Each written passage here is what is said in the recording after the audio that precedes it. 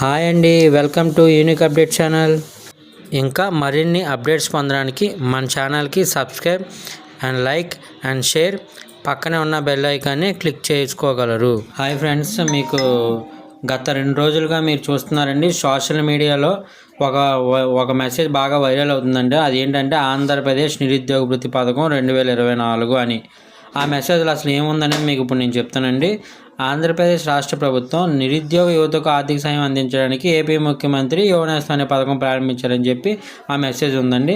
ఈ పథకం కింద అర్హత ఉన్న నిరుద్యోగ యువతకు నిరుద్యోగ భృతి అందించబడినని దానికి కొన్ని అర్హతలు కూడా రాసుకొచ్చారండి. ఇందులో ఏంటంటే వయసు 20 నుండి 35 సంవత్సరాల మధ్యలో ఉండాలి, కనీసం ఇంటర్మీడియట్, డిప్లొమా లేదా డిగ్రీ ఉండాలని, అభ్యర్థి ఆంధ్రప్రదేశ్ పౌరుడై ఉండాలని, గ్రామాల్లో అయితే 10,000 తక్కువ సంపాదించాలని, పట్టణాల్లో అయితే 12,000 తక్కువ సంపాదించాలని, అలాగే 1,500 చదరపు అడుగులు స్థలం ఉండకూడదని పట్టణాల్లో అయితే, గ్రామాల్లో అయితే 5 ఎకరాల కంటే తక్కువ భూమి ఉండాలని, ప్రభుత్వ ఉద్యోగం అయి ఉండకూడదని, ఇన్కమ్ ట్యాక్స్ ఏది కట్టి ఉండకూడదని, అలాగే దానికి మళ్ళీ అవసరమైన డాక్యుమెంట్స్ ఏంటనేది కూడా ఇచ్చారండి. ఇందులో ఆధార్ కార్డు అడ్రస్ ప్రూఫ్ కింద, మళ్ళీ అలాగే మన ఎడ్యుకేషన్ సర్టిఫికేట్, మీరు ఏం చదివితే దానికి సంబంధించిన సర్టిఫికేట్స్, ఓటర్ ఐడి కానీ, రేషన్ కార్డు కానీ, బ్యాంక్ అకౌంట్ వివరాలు, బ్యాంక్ బుక్, పాస్బుక్ కానీ అని చెప్పి మెసేజ్ సర్క్యులేట్ అవుతుంది. మళ్ళీ దీనికి ఆన్లైన్ రిజిస్ట్రేషన్ ప్రాసెస్కి ఒక వెబ్సైట్ ఇచ్చారు, ఒక లింక్ ప్రొవైడ్ చేశారు.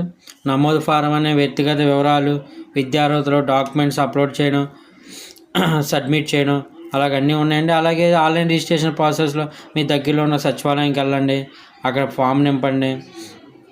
అలాగే మొత్తం తర్వాత మీకు సక్సెస్ఫుల్గా వెరిఫికేషన్ అని మీకు ఒక మెసేజ్ వస్తుంది అని చెప్పి, లేదా రిజెక్ట్ అయితే మీకు రిజెక్ట్ అయిందని చెప్పి ఒకటి వస్తుందని చెప్పి ఒక మెసేజ్ బాగా వైరల్ అవుతుందండి. దయచేసి ఎవ్వరు ఈ న్యూస్ నమ్మొద్దు, ఇది అంతా ఫేక్ న్యూస్. ప్రభుత్వం నుండి అధికారికగా ఎలాంటి వార్త లేదు. రాబోయే రోజుల్లో అధికారికంగా న్యూస్ వస్తుంది, అప్పుడు ఎలాగో మన ఛానల్లో అప్డేట్ చేయడం జరుగుతుంది.